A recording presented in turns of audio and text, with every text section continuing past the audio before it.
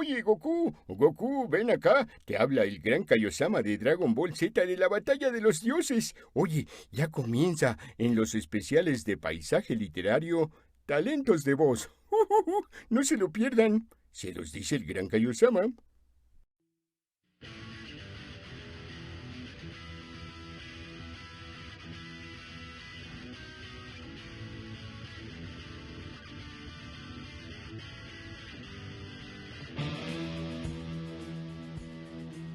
Talentos de voz.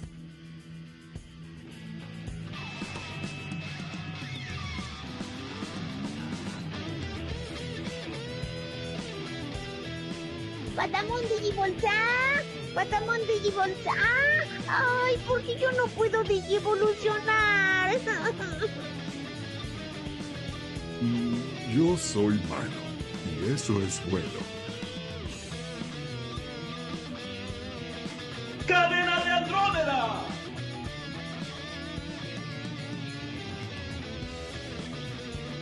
Pero no estoy amargado. No me digan eso porque no estoy amargado, no estoy amargado y no estoy amargado. Ya me voy. Adiós. ¡Uy! ¿Qué estás haciendo? ¡No! ¡Por favor! ¡Ay, ay, ay, ay, ay, ay, ay, Tamquecito, me estás pisando el juanete! ¡Cabum! ¡Sangre sucia, mago! Didi, fuera de nuestro laboratorio. Pero el mundo será todo nuestro. Lo mismo que hacemos todas las noches. Tratar de conquistar el mundo. ¡Claro! Aquí estoy con Gustavo. Vamos a conquistar el mundo a través de paisaje literario.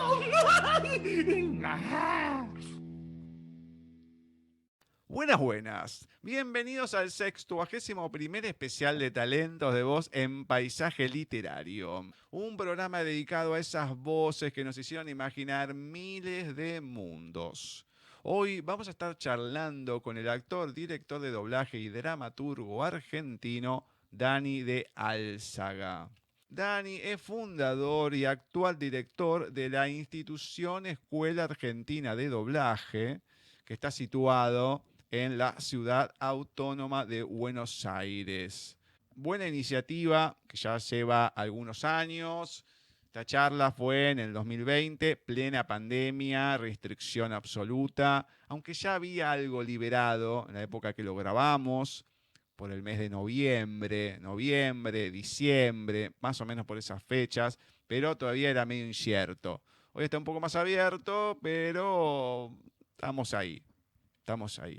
Antes de darle paso a Dani, les comento que algunos de los trabajos en donde podemos encontrar su voz, su interpretación, está, por ejemplo, el del maestro Fang, el Ranger, el elefante Furia Animal, en Power Ranger, Furia Animal, Hans Schrader, el pelado, en Breaking Bad, Henry Francis en Mad Men, Magneto en Wolverine y los X-Men, Zeratul en los videojuegos de StarCraft, Andy y Oli Pesto, además de Teddy en Hamburguesas Bob. Vamos a darle la bienvenida a Dani y a charlar un ratito con él. Bienvenido a Paisaje Literario. Dani, ¿cómo va todo por ahí? Todo muy bien, gracias a Dios, todo muy bien. ¿Vos? Bien, bien, todo tranquilo por acá. Por lo menos estamos viviendo más o menos la misma realidad, con el tema ya de la no cuarentena, el distanciamiento y todo. Así que bueno, de tantas entrevistas, o poder hablar con alguien de algunos temas similares, es lindo Sí. de vez en cuando. Sí, está todo muy confuso realmente, porque aparentemente la cuarentena deja de estar activa, pero el virus sigue matando gente, así que bueno, no sé bien cómo es esta historia. Yo por las dudas sigo cuidándome, sí, estoy acá en No, casa. obviamente. Vos imaginate, yo soy, más allá de la ceguera, trasplantado, renopancreático, o sea que ni asomo la nariz a la Claro, calle, ni siquiera toco claro. la puerta, mira lo que te digo. Claro, las tenés todas, sí, está bien. Que tengo, siempre digo, en el álbum tengo varias figuritas, bastantes. Porque obviamente con un trasplante renopancreático previa diálisis, etcétera, etcétera, varias internaciones. Así que sí, vengo juntando figuritas de hace mucho tiempo atrás, desde chico más o menos, pero afortunadamente puedo seguir juntándolas y no cerrar el álbum, ¿no? Porque sigo adelante con las cosas y todo. Eso es lo más importante. Sí. Sin duda, sí, comparto contigo. Bueno, Eso es lo más genial. importante. Bien, a ver, para comenzar, y precisamente vamos a ir al inicio, me gustaría saber cómo y cuándo es que nace en vos la pasión por la actuación. Bueno, empezó desde muy chico. Evidentemente hay algo en la sangre que me debe haber llevado por esos caminos. Empecé a los 16 años a estudiar teatro con los Aleandro, con Pedro Aleandro y María Luisa Robledo, son los papás de Norma y de María Banner, de Norma Leandro y de María Banner. Había una chica también que se llama María Julia Cortona, que también daba clases ahí. Bueno, empecé con ellos a los 16 años. Por supuesto, previo quilombo terrible en casa, porque abandoné los estudios para meterme a estudiar teatro y bueno, eso llevó que mi vieja estuviese un tiempo largo sin hablarme y ofendida y bueno, todas estas cosas que les pasan ahora que soy padre, todas estas cosas que les pasan a los padres cuando sus hijos no cumplen con las expectativas, ¿no? Y esas cosas. Pero bueno, por suerte me fue bien, así que aquí estoy. Afortunadamente. Así empecé. Uno siempre en el lugar de la vida que esté va a defender lo suyo. Obviamente cuando después cambiás, seguís defendiendo lo tuyo, aunque sea una postura diferente a la que estuviste en su momento. Pero es así la vida. Y convengamos que acá, en todas partes del mundo, no sé si acá solamente, pero el ser artista es el arte precisamente de morirse de hambre, siempre lo que se dice. Entonces, claro, decir, quiero ser actor y demás. Bueno, muchas de las entrevistas que he hecho, a todos decían lo mismo. Bueno, ¿y qué más vas a estudiar? No, pero quiero... No, bueno, sí, está bien, que ya ser actor, pero ¿qué más? Algunos, claro, se han tirado por derecho y demás, no les han gustado, lo dejó y siguieron con la actuación. Porque es...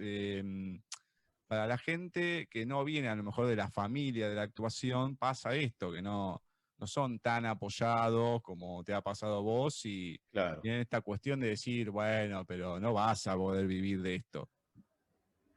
Sí, claro, es exactamente así. Y es más, si no sos un actor famoso, conocido porque trabajas en televisión, vos sabés que la televisión es lo que mueve el tema de la fama y la fama, el dinero, etcétera, etcétera. Claro. Lo que para muchos es el éxito, ¿no? Ser conocido y generar dinero.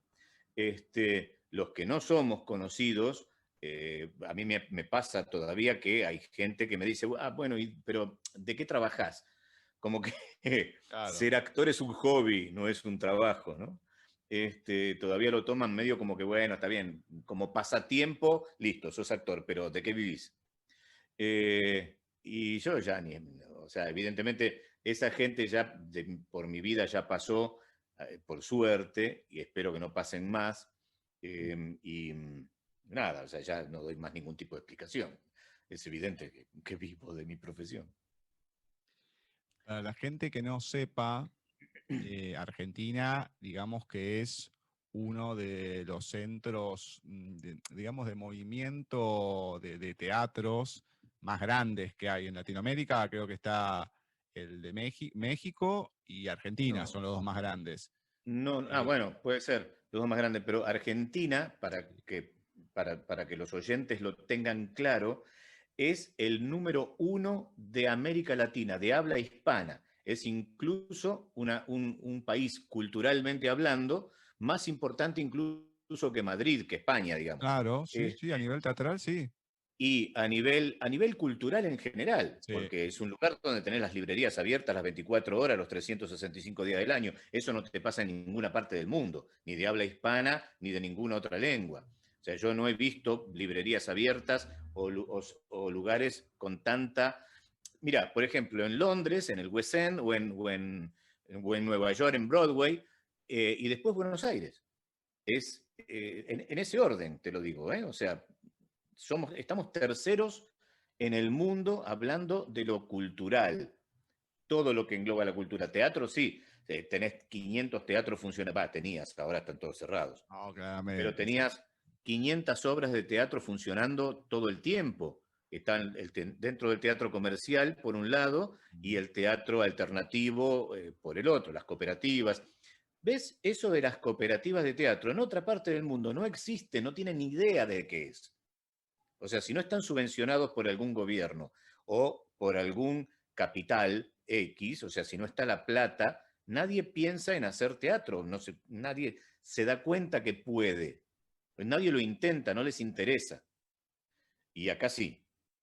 Acá hay un montón de grupos. Yo, entre ellos, cuando empecé como todos, los chicos que recién empiezan, armando cooperativas, poniendo plata para pagar la sala de ensayos, para los viáticos, para comer algo, plata que habitualmente no se recupera más.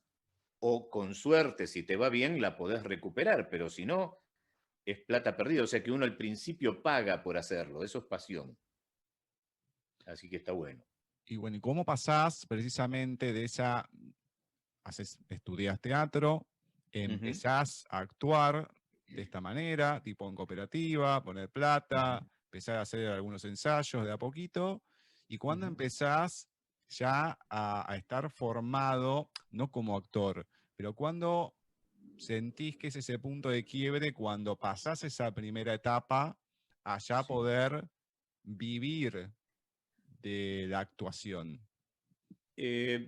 Supongo, han pasado muchos años antes de que pudiera, inclusive en una época lo había abandonado porque había ido a vivir con otra persona y ya los viejos no me mantenían, ya me tenía que mantener, ya la luz la tenía que pagar yo, el gas lo tenía que pagar yo, los impuestos los tenía que pagar yo, entonces tenía que dejar un poco el romanticismo y empezar a trabajar en un trabajo al cual me dedicaba un horario completo como cualquier laburo normal.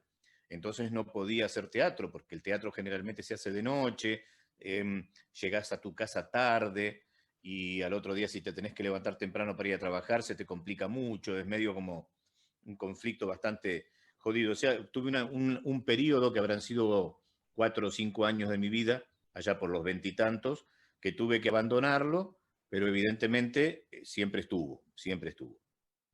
Adentro seguía latiendo.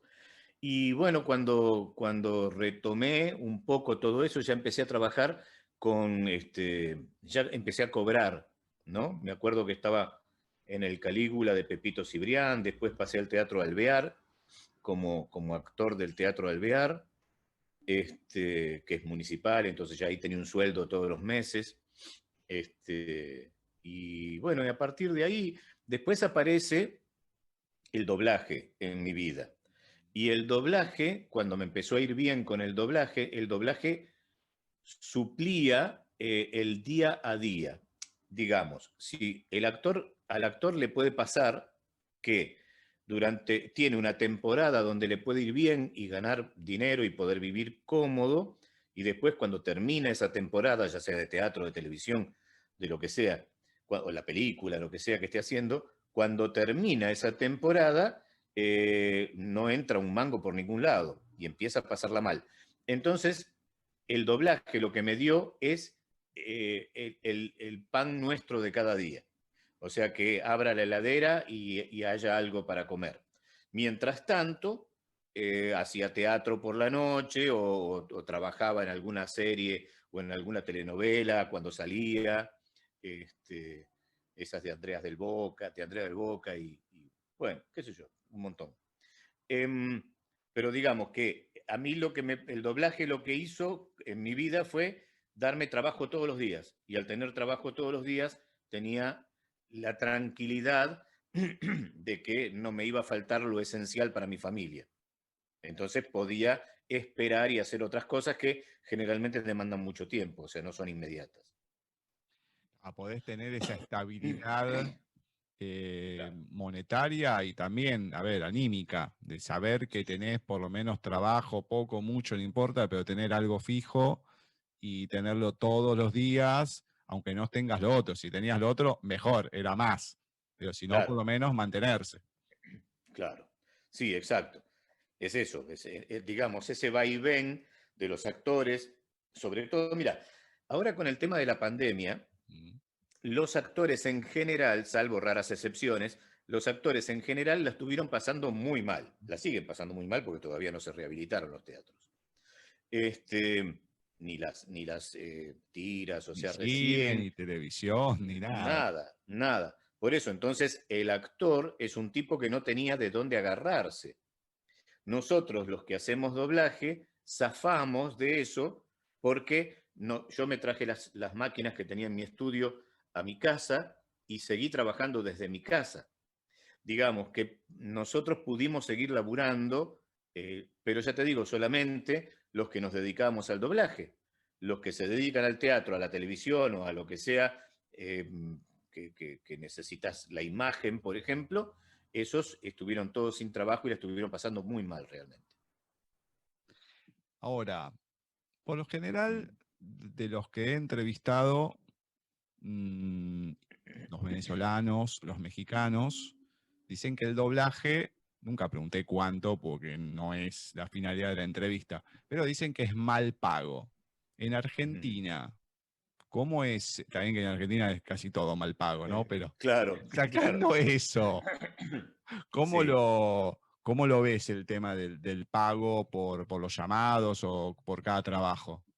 También yo personalmente lo veo mal pago, pero te voy a decir, al respecto te voy a decir dos cosas. El artista, generalmente, cualquiera fuere la parte artística que eligió, digamos, el que se dedica a la plástica, o el que se dedica al arte escénico, o el que se dedica a lo que sea, siempre piensa que está mal pago. Uno siempre considera que su trabajo vale más.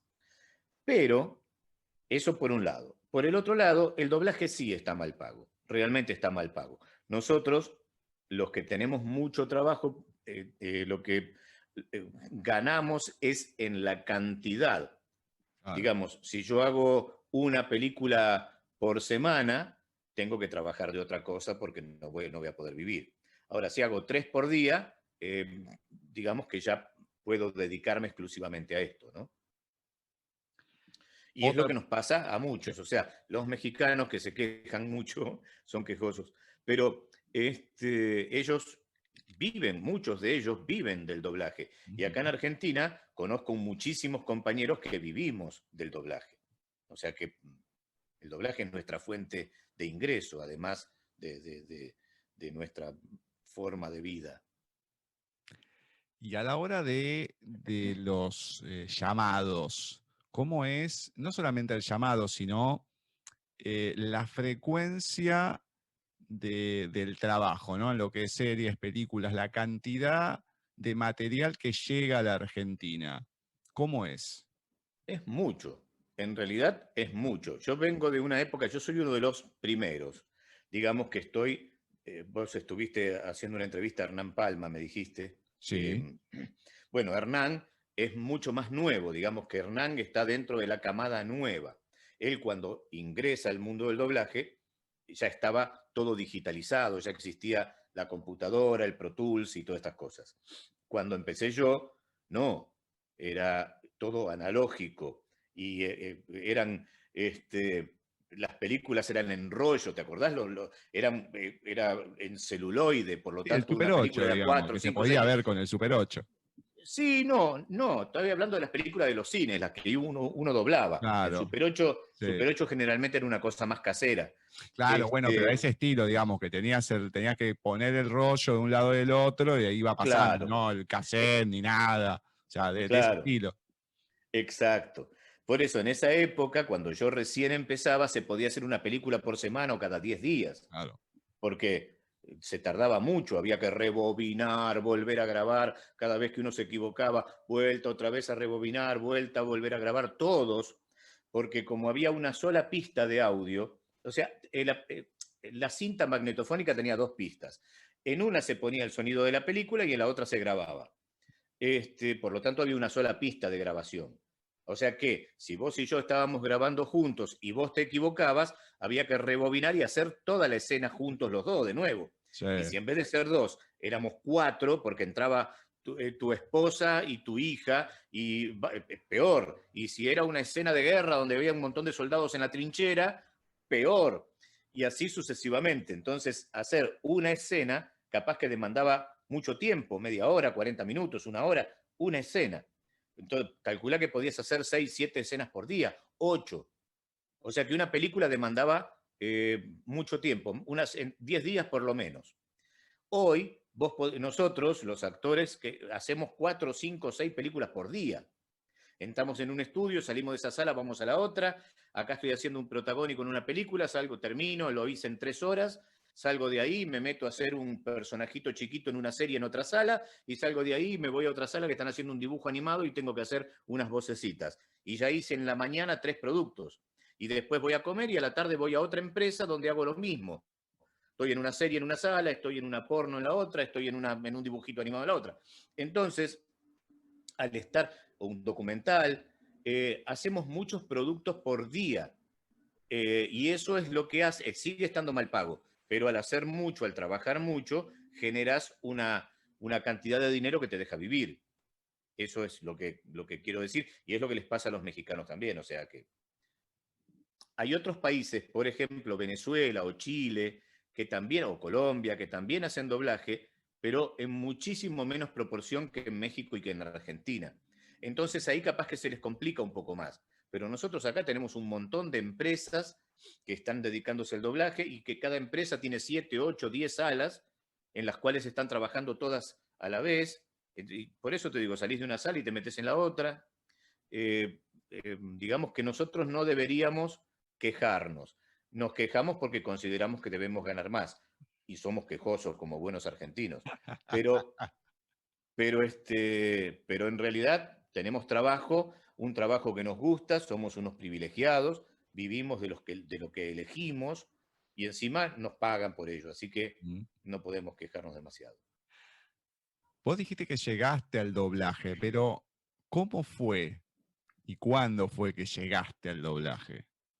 Bueno, fue en los 80, no me acuerdo con exactitud si en el 86 o en el 88, no me acuerdo con exactitud, pero empezó a haber doblaje en la República Argentina, cosa que no había, acá no existía, nadie sabía que se hacía doblaje en la Argentina.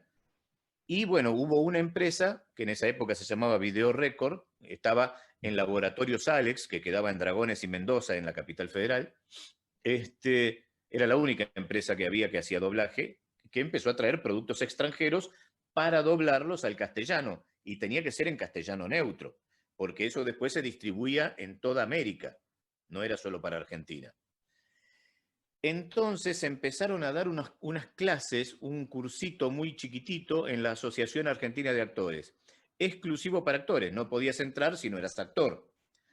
Los daba Julio Fedel y no me acuerdo cómo se llamaba el asistente en estos momentos, pero bueno, no teníamos ni televisor. Entonces, en el doblaje la imagen es fundamental porque nosotros tenemos que jugar con el movimiento de boca del actor, de Robert De Niro, de Meryl Streep, del actor que tengas que doblar. Bueno, empezamos a estudiar ahí, hicimos ese curso, casi todos los actores, teniendo en cuenta esto que estábamos hablando, que el teatro o el arte escénico en general muchas veces no te da la posibilidad económica de poder vivir de él. Entonces todos los actores estamos siempre pendientes de dónde había un lugarcito para meterse y para poder intentar tener una fuente de laburo. Y esto fue eso. O sea que nos metimos todos, éramos 500 ahí adentro. De esos 500 todos dimos una prueba. Me acuerdo que yo lo hice con MacGyver, en un estudio que ya creo que no está más, que se llamaba Solano Producciones, que eran los que hacían el noticiero, ¿te acordás? Sucesos Argentinos, el noticiero que se daba en el cine. Sí. Bueno, y soy uno de los que dentro de todo quedé. De esos 500 habremos quedado 20, 30, no sé, por ahí, y yo soy uno de ellos. Y bueno, empecé de a poquito, de a poquito, de a poquito, me fueron dando cada vez más. El hecho de que tengo también, eso es una cuestión de suerte, ¿no? Una voz que aparentemente es agradable para esto, entonces me fueron dando cada vez más participación hasta que terminé protagonizando todo lo que encontraba, o sea, a los más grandes actores del mundo tuve la oportunidad de doblarlos. Así fue que empecé, ya te digo, en un cursito que se hizo en la Asociación Argentina de Actores, porque estaban ahí en Laboratorios Alex, tenían las máquinas, estaban preparados técnicamente. Lo que no había era voces en castellano neutro. No había actores preparados para doblar en castellano neutro. No, los actores no teníamos ni idea cómo se hacía. Claro. Era una técnica totalmente diferente. Mira, yo de los que he entrevistado hasta ahora, argentinos, están, que en sí no es actor de doblaje, aunque ha hecho dibujos animados en su momento y demás, como Pelusa Suero, que es locutor. Pelusa, pero Pelusa es una eminencia. Obviamente. Sí. Después, Hannibal Brown, o Aníbal Sí. Brown. Muy amigo mío. ¿Eh? Muy amigo mío. Fuimos muy amigos. Fuimos muy compinches durante mucho tiempo con Aníbal. Ha venido a casa, ha estado en mis cumpleaños. Qué lindo. No, un tipazo. Sí. La verdad que es una de las Sí. entrevistas que más disfruté por todo lo que contó. Hannibal. Todo lo que contó fue una de las primeras, y para mí fue una cátedra. Lo que dio en general, pero no solamente de doblaje, de cómo fue Star Wars, antes de doblarlo, un montón de cosas. A Yapur, Seba Yapur. También gran amigo. Lógicamente, Hernán Palma. Y Hernancito, que trabajamos juntos. Exacto. Cotidianamente. Y Hannibal Brown lo que comentaba era que el problema que tenía Argentina, yo hasta ahí no me había encontrado con ningún trabajo hecho en Argentina, porque cuando empecé con las entrevistas, ¿qué fui haciendo? Bueno, las cosas que conocía, que había visto en mi vida, las fui buscando, veía dónde se hacía, quién lo hacía, bueno, y ahí iba tratando de contactar a cada uno. Obviamente, por eso me costó encontrar, el primero fue Hernán, con este Viva lo Véndalo, Vancouver y demás, entonces uno ahí va descubriendo otras cosas. Y ahí vienen todos los contactos, ¿no? Sí, y claro. Decía que el problema que tenía la Argentina, se ve que en su momento, era que eran locutores, que les faltaba actuación y demás. Hace un tiempo, unos años, pude hacer un taller de locución, que era para gente ciega y disminuida visual, en el ISER. Sí. Y ahí en el ISER, sé porque mi profesora lo dio, el curso de doblaje, que tenía que ser primero locutora. Entonces, bueno, Hannibal Brown me dice eso, yo sé esta experiencia, queda ahí. Claro, cuando lo entrevisto, más que nada Hernán, y conozco otra cosa, bueno, y ahora con vos, viene también esto de la actuación, ¿no? El poder ser actor, vos lo hiciste el curso ahí en ese momento por la Asociación Argentina de Actores.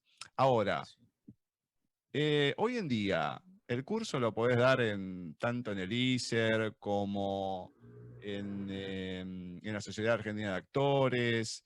¿Dónde uno en Argentina puede ir? ¿Qué tenés que tener previamente? ¿Cómo es? Yo tengo una escuela, la Escuela Argentina de Claro. Doblaje, o sea que te voy a hacer la propaganda de mi propia escuela. Pero por favor, eso lo tenía. Dale nomás. No es la idea, no quiero que la entrevista pase por pero ahí. a ver, acá esto es así. El programa de paisaje, desde que inició, la idea es difundir. O sea, Sí, no es bueno, solamente pero- la entrevista, es difundir. Por eso lo tenía anotado también, así que... Está bien. Bueno, Adelante. pero de todas maneras no, me da un poco como de vergüenza utilizar este espacio donde tendríamos que hablar de cosas más generales en promocionar mi propia escuela. O sea que igualmente ya te lo dije, es la Escuela Argentina de Doblaje. Mira, hay una cosa que seguramente, no sé, yo no lo escuché, pero imagino que Hannibal debe haber hecho hincapié en ello, tal vez Yapur lo mismo. En todo el mundo, pero en todo el mundo, en Italia, en España, en México, en Alemania, en todo el mundo, el doblaje es una rama de la actuación. O sea que tenés que ser actor y después perfeccionarte y trabajar la técnica del doblaje y ahí podés trabajar como actor de doblaje. Generalmente los actores de doblaje no, son actores y actrices de doblaje. O sea que la misma palabra te lo dice, ¿no? Acá en Argentina hubo hace muchísimos años, tal vez algún otro compañero que entrevistes próximamente te pueda dar más detalles, yo no quiero dar detalles de eso, pero hubo un problema sindical, te estoy hablando hace 30 años atrás, como mínimo, hubo un problema sindical que hizo que la empresa en la cual trabajábamos, como el sindicato había propuesto una huelga por una cuestión de pagos, etcétera, etcétera, muchos actores no iban más a trabajar ahí, y esta empresa, como no podía dejar de entregar los productos, porque el asunto es simple, o sea, estoy hablando del empresario ahora, y no lo voy a defender, simplemente voy a dar la idea. El empresario trae el producto de afuera. Vos, para hacer el doblaje, el producto tiene que estar en una lengua foránea, en alemán, en inglés, en francés o en lo que sea, en portugués. O sea que el empresario que se dedica al doblaje está en constante trabajo con gente del exterior. Y en el exterior les importa demasiado poco los problemas nuestros. O sea, si vos tenés un paro de ferrocarriles y no pudiste llegar a trabajar, vos se lo podés decir a tu jefe, a tu director, pero al tipo que está en Estados Unidos, a Fox, a Sony, a Disney, no creo que le importe demasiado. Ellos tienen su grilla, tienen que entregar el producto, tienen ya la grilla de salida al aire. Por lo tanto, el empresario puede llegar a perder el cliente por un problema nuestro interno, un problema netamente argentino. Entonces ahí fue que el empresario empezó a llamar a locutores para hacer doblaje. Y ahí es donde entran los locutores en escena. Somos el único país del mundo donde, no siendo actor, podés hacer doblaje. Y no digo que lo hagan mal, ¿eh? Es más, la gran mayoría, o por lo menos la mitad de la gente que está haciendo doblaje en estos momentos en Argentina, proviene de la rama de la locución, no de la actuación, y son muy buenos. Hernán Palma, sin ir más lejos, es muy bueno. Y nadie, pero porque aprendió a actuar. Si vos te quedás solamente como locutor, al locutor le faltan un montón de matices, por ejemplo, para una ficción. Si vos me hablas de un documental, tal vez, sí, una narración de un documental lo pueden hacer maravillosamente bien. Una ficción, si no tenés matices, va a quedar todo igual, todo llano. Y no es lo mismo la madre que está con su hijo en brazos enfermo, que el hombre que encontró al amor de su vida, o que el soldado que está en la trinchera viendo cómo están matando a sus amigos que están... O sea, todas esas cosas las tenés que dar con matices de la voz, las tenés que actuar. Y bueno, si no sos actor, es muy difícil que lo puedas lograr. Por eso nosotros lo que hacemos también es enseñar actuación. O sea, en el doblaje te enseñamos al principio, los 3 primeros meses, ahora sí estoy hablando de mi escuela, en los primeros meses te enseñamos toda la parte técnica y la parte del castellano neutro, y toda la segunda parte, el segundo nivel, es netamente interpretativo, donde te enseñamos a actuar para dibujos animados, para ficción, para documentales, para infomerciales, para cada una de esas cosas que tiene una manera de actuar diferente.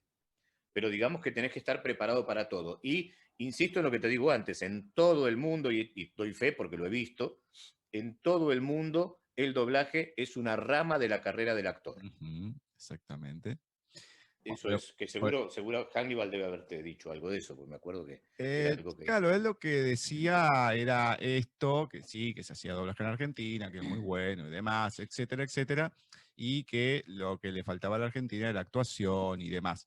O sea, esto fue hace bastante tiempo, entonces, al no saber, bueno, uno se queda con eso. Después, obviamente, vas a entrevistas, te vas interiorizando, vas conociendo, entonces ves el panorama como es. Y como te decía, como tenía la experiencia que la que impartía el taller de locución, locutora, había hecho el curso en el ISER, bueno, era sumar una cosa a la otra, sí, bueno, locutora, cantaba y demás y todo, pero era 1 más 1 dos. Ahora, Claro. conociendo a Hernán, más allá de Ayapur y ahora vos, el panorama se va abriendo y uno va conociendo otro tipo de cuestiones al poder entrevistarlos y conocerlo de primera mano, que es Claro. lo diferente, porque uno muchas veces vive en un lugar que no sabe lo que pasa, tanto en la capital o en donde fuera. Entonces, Claro, claro, no sí, estás entiendo. metido en este mundo de, a lo mejor del doblaje, ni siquiera de la actuación, del doblaje en sí, hay cosas que te las terminás perdiendo por no saber. O sea, te sentás a ver, te gusta o no, punto, y ya está. Claro. Antes no tenías manera de investigarlo. Hoy en día sí tenés manera de saber quiénes son. Yo nunca en la vida, yo siempre con la televisión, lo que fue, nunca en la vida pensé que iba a estar haciendo esto. Jamás Claro. en mi vida. Y hoy en día, por algo que surgió, lo empiezo a hacer y me maravillo porque puedo encontrar todo esto que es alucinante. Yo investigo todo, pero no me gusta saber todo, porque si no, viste, no te queda nada para el asombro, para Claro. sorprenderte. Bueno, porque si no te dicen algo, sí, ya lo sé. Bueno, hay algo que te tiene que quedar. Bueno, Claro, claro. y vos lo que nombraste antes, yo lo tengo ahora, así que quiero que me contés, ya que sos el fundador y el director de la Escuela Argentina de Doblaje, que quiero que me Sí. hables sobre la entidad y cómo surgió la idea de fundarla.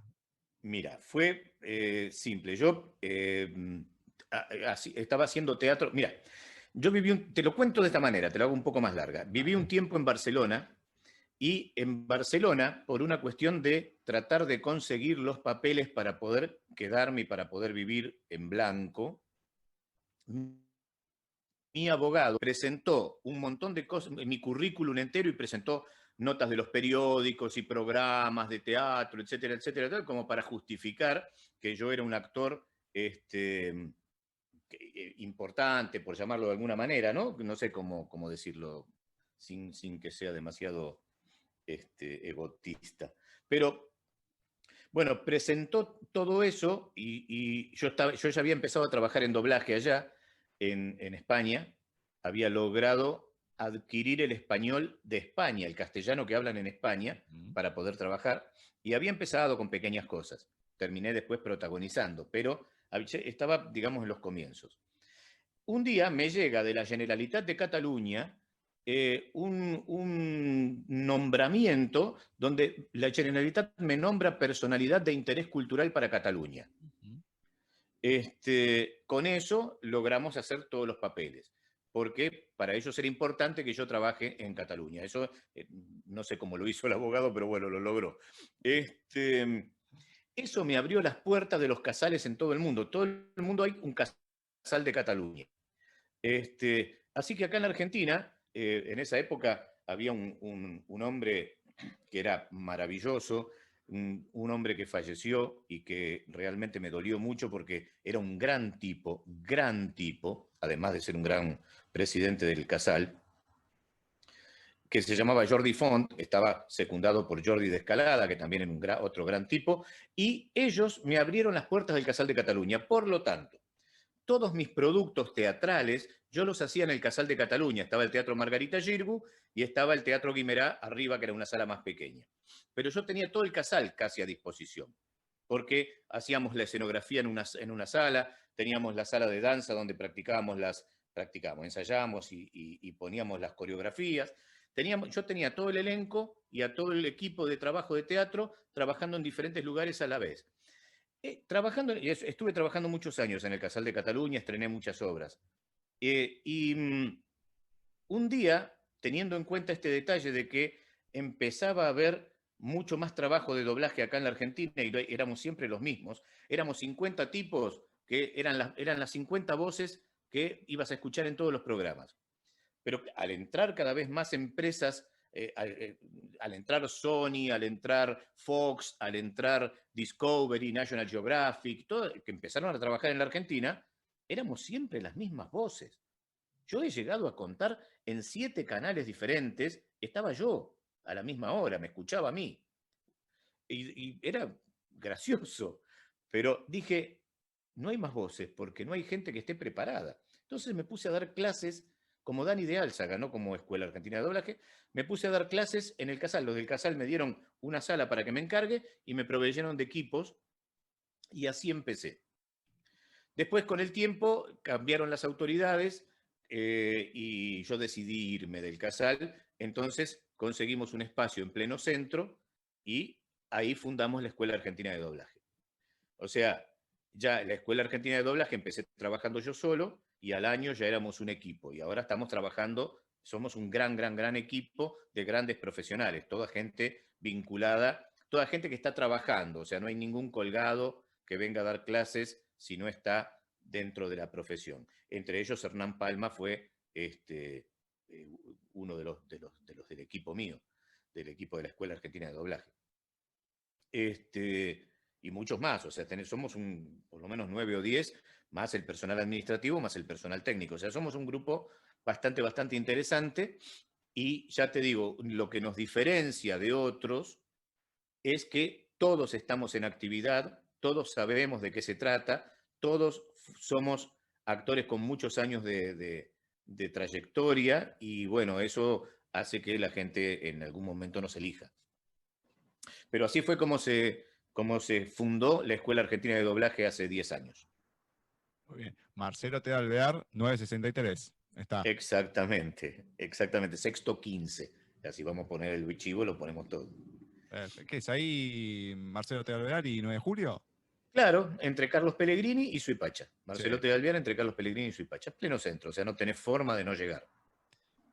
Sí, no, totalmente. Esa zona hay movimiento por todos lados. Por todos lados, aparte tenés el subte, tenés el metrobús, tenés todo, absolutamente todo, como para que puedas venir de cualquier lugar de Buenos Aires.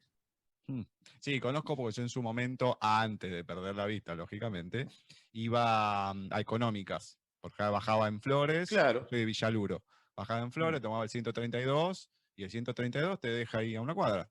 Claro, a una cuadra. Sí, va por Paraguay. Sí. Exactamente, sí, exactamente. Sí.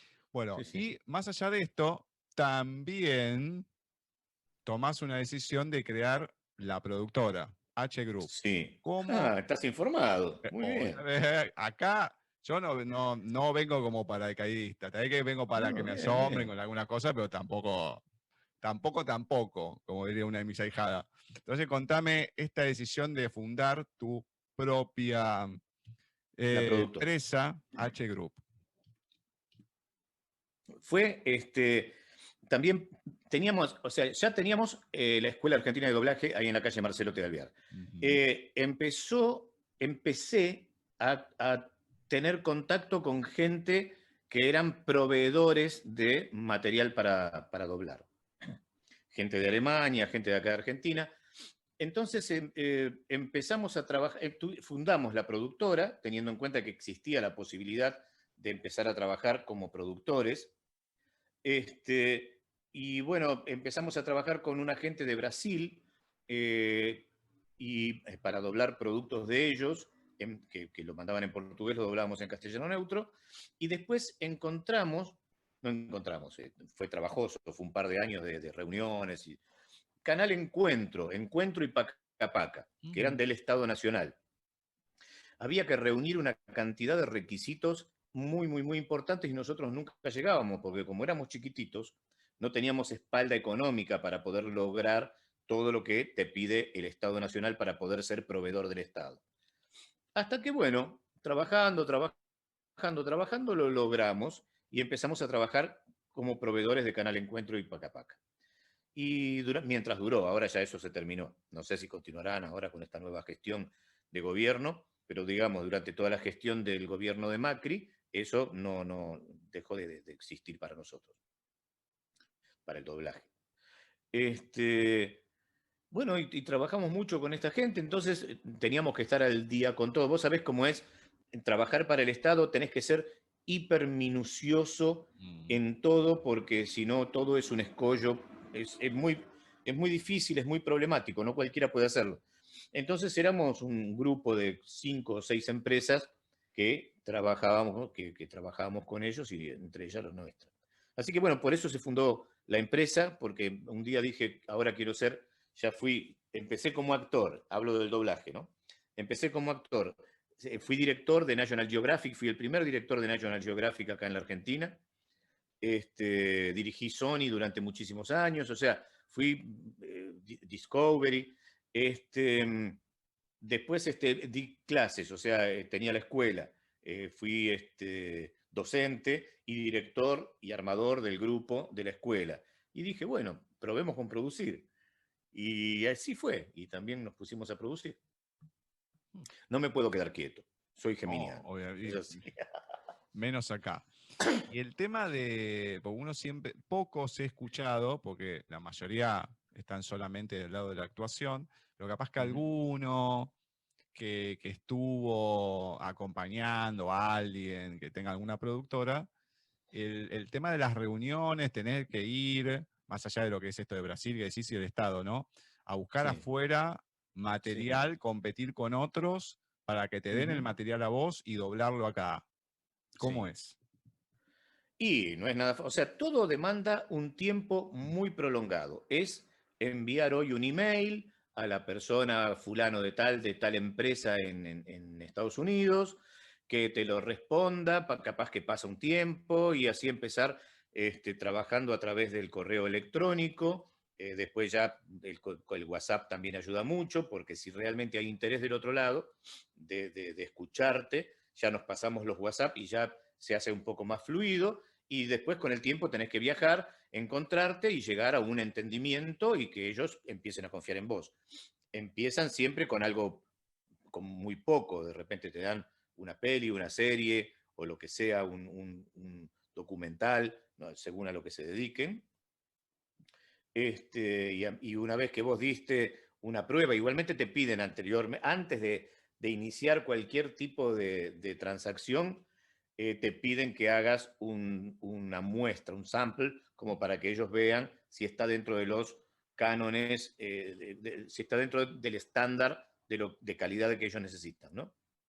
Si lograste todo eso, bueno, es ir, charlar, llegar a acuerdos, acuerdos de pago, etcétera, etcétera, y nada, y empezar a trabajar. Después ahora es todo mucho más simple, porque con el tema del FSTP y todas las cosas que hay con la computación, ya el carrier, por ejemplo, lo que era DHL o lo que era FedEx, ya prácticamente se eliminó, ya no se usa más. Antes tenías que esperar que venga el material, ir a retirarlo, o te lo entregaban en tu casa, pero capaz que tenía que pagar impuestos de aduana. Todo eso ahora te lo mandan por internet. Yo lo dejo descargando a la noche, a la mañana cuando voy al estudio ya está descargado, listo, a trabajar. Lo convertimos a lo que necesitemos, al formato que necesitemos, y ya lo veo, lo mando a traducir, empiezo a pensar en el elenco, quién lo va a dirigir, y nada, se empieza a trabajar. Después se mezcla y se los mando de nuevo por FSTP. O sea, todo así. Acabas de decir algo que es justo lo que te iba a preguntar. En la parte de la dirección, que también has hecho, pues estuviste en todos los lados posibles, habidos y por haber, de lo que es el doblaje.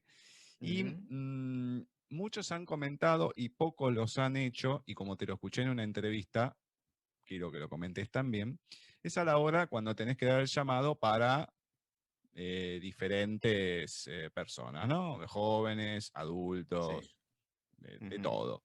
Entonces, muchas veces la cuestión es que te dicen, no, esperé toda mi vida para hacer un papel. Cuando llego a la edad de la persona, me dice, no, ya sos grande, tenés que hacer papel de anciano. Digo, pero si tengo 40 años, tengo la... No, tenés que hacer papeles grandes.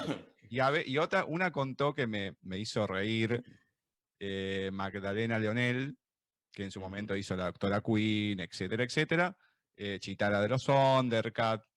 Y claro, le daba a su papá y en un trabajo tenía con otra persona. Claro. Entonces dice, un día se retobó, no le gustó el papel que le di. No, yo voy a hacer a este. No, pero por favor, papá. No. Entonces lo llevó aparte y dice, ¿cómo yo voy a ser el padre de él si soy más joven? Pero no puede ser. Pero escuchame una cosa. Entonces él empieza a explicar, esta persona, toda su vida fumando, tomando, tenía la voz arruinada, y él tenía una voz súper clara, no te puedo dar ese papel, bueno, listo. Entonces, en esta cuestión de darle papel a la gente cuando te ha tocado o cuando te toca, ¿cómo haces la selección para cada actor que tenga que hacer? Mira, en general nos conocemos todos, salvo los nuevos, los que están ingresando ahora, digamos, que hay muchos chicos que están haciendo sus primeras armas, que capaz que nunca me los crucé y nunca los escuché y no sé quiénes son. Pero si no, los más, ni siquiera los más veteranos, porque ya te digo, Hernán Palma es un chico muy joven que empezó hace bastante poco, y nos conocemos y trabajamos juntos, o sea que en realidad nos conocemos todos. Cuando empezás a trabajar como director, tenés el primer obstáculo que tenés para elegir las voces es con qué actores trabaja ese estudio y con quiénes no. Porque vos podés decir, bueno, yo para esta voz quiero a fulano, para este personaje. Y realmente en el estudio dicen, no, ese acá no trabaja. Y entonces estás limitado. Digamos que esa es la primera limitación.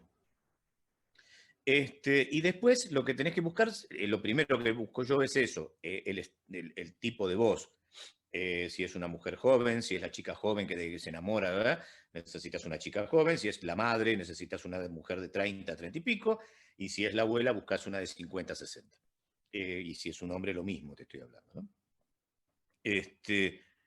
Y después de eso comienzan las citaciones. Vos tenés un programa.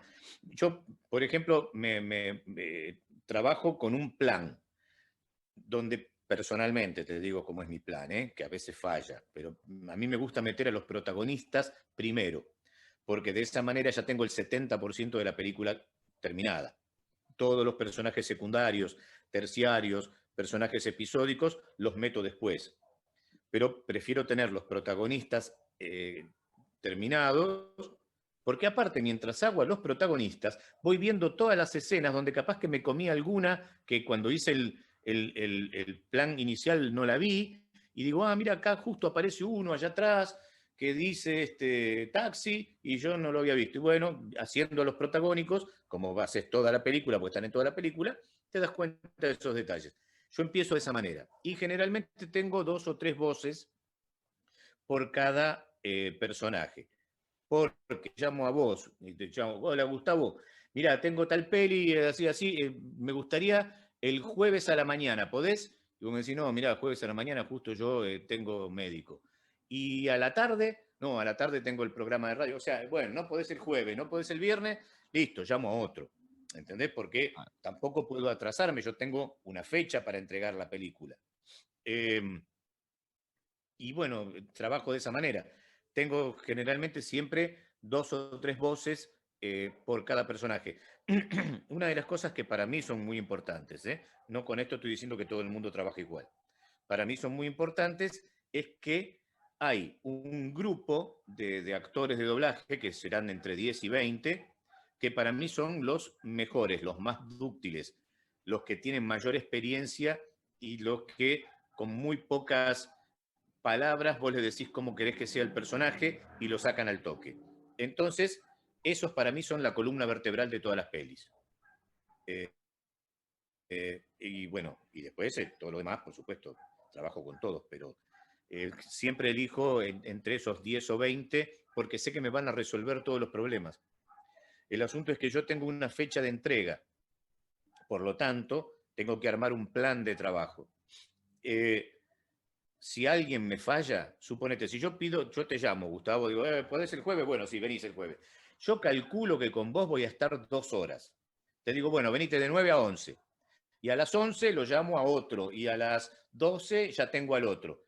Si vos no lo metiste en 2 horas, me generás un efecto dominó que me arruinás todo el plan. Entonces, lo que tenemos que tratar de hacer es de encontrar actores que yo sé que ese personaje me lo van a hacer en 2 horas. Porque me ha pasado, que a veces no me pasa con los actores porque ya nos conocemos tanto que yo ya sé cuánto me podés dar. Pero me pasa que de repente una máquina no funcionó y se me atrasó todo, y después a la 1 el técnico se quiere ir a comer porque es el horario de él de comer, y el tipo que estaba citado a las 12 entró a las 12:30 o 12:45, y en 15 minutos no puedo hacer todo lo... Entonces lo tengo que volver a llamar significa volver a pagarle, y la empresa se la agarra conmigo, porque está perdiendo plata, porque tiene que pagar de más. Es todo un problemita que generalmente si tenés un buen plan, no falla, ¿no? Muy raro que falle. Ya te digo, puede que se corte la luz o que una máquina se rompa, pero si no, no falla. Ya estamos muy aceitados. Calculá que hace como más de 30 años que nos dedicamos a esto. Entonces la tenemos bastante clara ya. Hay un compañero de locución que está estudiando teatro. Obviamente hoy no, pero por toda la situación, pero calculo que lo seguirá. Él es de 9 de julio y antes de todo esto se había... no, 9 de julio, cualquier cosa, de Olavarría. O sea, no está ahí nomás, pero no es lo mismo. Sí. Y se había venido acá a una pensión y todo a estudiar. Bueno, lógicamente es ciego. Entonces él, cuando empecé con todo esto, me dice, no, porque yo quería ver si podía. Digo, mira, yo por lo que voy entrevistando sin ver, es complicado. Entonces, bueno, de a varios que le he preguntado, algunos me han dicho que sí, otros que no, algunos sí, los videojuegos a lo mejor, otros sí, ¿cómo que no? Yapur me dijo que tiene una técnica para enseñar, etcétera, etcétera. Ahora, la realidad, una persona que no ve, que quiere hacer doblaje, no un doblaje a lo mejor tan específico como en live action o dibujos animados, otro tipo de cosas. ¿Hay posibilidad o es un rotundo no? A mí me resulta muy difícil el rotundo no. Me resulta muy difícil. Te digo por qué. Porque no creo, yo no creo tener la capacidad de decirle que no a nadie. Tenga el problema que tenga o no tenga ningún problema, sea el hombre que tiene todas las posibilidades. Bueno, yo no soy quien para decirle que no. Porque así como a mí no me hubiera gustado que me dijesen que no. Mira, Alfredo Alcón, que fue el más grande actor de habla hispana del mundo, lo rechazaron en el conservatorio. Anthony Cunil Cabanelas, que era el director del conservatorio, lo dijo, no, tú no sirves para esto. Y te estoy hablando de Alfredo Alcón. O sea, ¿quién considera uno que yo no me encuentro con capacidad de decirle que no? Entiendo lo que me estás preguntando. Una vez nos sucedió de una chica de Córdoba, no vidente, que se empecinó, que quería hacerlo, que quería hacerlo, que quería hacerlo, y se venía de Córdoba a Buenos Aires todas las semanas. Era más lo que viajaba que lo que era, porque la clase duraba 2 horas, y la chica viajaba, creo que, no sé, 8 o 9 horas, o 10, no sé cuántas, para venir de su ciudad a la ciudad de Buenos Aires. Les fascinaba esto, y nosotros, mira vos, ella en cierta medida nos engañó, porque nunca nos dijo que era ciega. Ella se inscribió por internet y nunca nos dijo nada. Nos enteramos cuando apareció el primer día de clases. La tenía Nadia Pola, que es una actriz también de doblaje que trabaja en nuestro equipo y era la que daba las clases de ese grupo. Y Nadia dijo, vos déjame a mí, quédate tranquilo. Bueno, pero sí, yo tuve la obligación de decirle que si tenía alguna fantasía de poder lograr trabajar de esto, que sea cauta con su fantasía, porque en el doblaje la imagen es muy importante. Por ejemplo, lo que necesitamos es entrar en sincro con la boca del personaje que vamos a doblar. Insisto, si vos vas a hacer una narración de un documental, eso sí lo podrías hacer. Porque no necesitas la imagen. Simplemente vas a escuchar en el idioma original al que ya hizo la narración, en inglés, en alemán, en lo que sea, y vos tenés que meter en el mismo tiempo la traducción en castellano. Eso sí se podría hacer, sin inconveniente. Pero lo demás, necesitas la imagen, necesitas ver, porque tenés que entrar en sincronía con la boca del personaje, lo que está diciendo, si el tipo termina con una vocal abierta, que no sea con una vocal cerrada, o sea que es medio como más complicado. Tampoco quiero decirte que no, porque posiblemente yo no sepa hacerlo, pero vos me decís que Sebastián dijo que él tiene una técnica, entonces bueno, confiemos en Sebastián. O sea, no soy yo quien para decir que no. No me considero tener la altura suficiente como para rechazar nada. ¿Entiendes? Claro, pasa que lo que decía Sebastián era que él le decía al oído lo que tenía que decir, le hacía un toquecito y la persona lo decía. Y yo me quedé, digo, sí, bueno, pero necesitas otra persona para identificarle y qué sé yo, que no es el que opera. El que opera tiene que estar en la máquina. Necesitas otra persona para que lo haga y para eso contratás a una sola y que lo haga. No sé, lo dije, pero era mi pensamiento. Pero está bien, sí, te pudo enseñar, lo pudo hacer. Genial, ahora después tenés que encontrar a alguien que te pueda contratar para hacer eso de esa manera, ¿no? Claro, una cuestión de voluntad, difícil, como se dice, pero es complicado. No, pero es complicado porque, insisto, esto es lo que estábamos hablando un poco antes. Hay un empresario que trabaja para ganar dinero. Claro. Y por eso te estoy hablando de tiempos, de actores que sean más dúctiles y todo, porque todo eso es dinero. El tipo tiene una fecha de entrega y vos no le podés decir, no, mirá, nos demoramos, no lo podemos entregar en fecha porque tuvimos tal o cual inconveniente. Entonces, es medio como más complicado. Por eso insisto en lo que te dije antes. No soy quien para decir que no, pero me parece a mí, yo no me animo. Yo no me animaría a decirte estudia doblaje. Sí te podría decir estudia teatro. Claro. Sí te puedo decir estudia locución. Vos estás haciendo radio y para hacer radio, en este momento, por lo menos, que estás haciendo una entrevista, no necesitas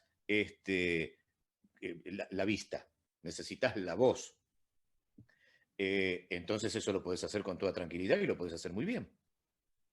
Pero el doblaje es más complicado. El doblaje es complicado, sí, exactamente. Sí. Bueno, antes de meterme en alguno de los trabajos que has hecho, me gustaría saber qué papel juega en tu vida la literatura. Y yo soy de leer mucho. A mí me gusta mucho leer. Desde que era chico, desde muy temprana edad, desde adolescente, empecé a leer y no paré. O sea, todo el tiempo estoy leyendo. Siempre tengo algún libro a mano. O sea, termino uno y empiezo otro. Siempre tengo en mi biblioteca 3 o 4 libros esperando turno. Porque cuando voy a comprar, no compro uno, compro 2 o 3. Y claro, los voy dejando, todo termino de leer a Mankell y empiezo con Murakami, termino Murakami y empiezo con Paul Auster, y así sucesivamente. Sí, para mí la literatura a mí me encanta. Y leer teatro, cuando estudiaba teatro, leía mucho teatro, mucho. Me encantaban los autores clásicos, soy de formación clásica, entonces me leí todo Shakespeare, me leí todo John Ford, me leí Molière, qué sé yo, todo, Chekhov, leí todo sobre ellos y las obras de ellos porque me encantaba, me nutría. Y escribo, pero no escribo novelas, escribo teatro. Entonces tengo algunas obras estrenadas y bueno, eso nada más. Digamos que toda mi vida, todo mi mundo juegan alrededor del arte escénico, ¿no? Quédate ahí, que ya volvemos con Talentos de Voz.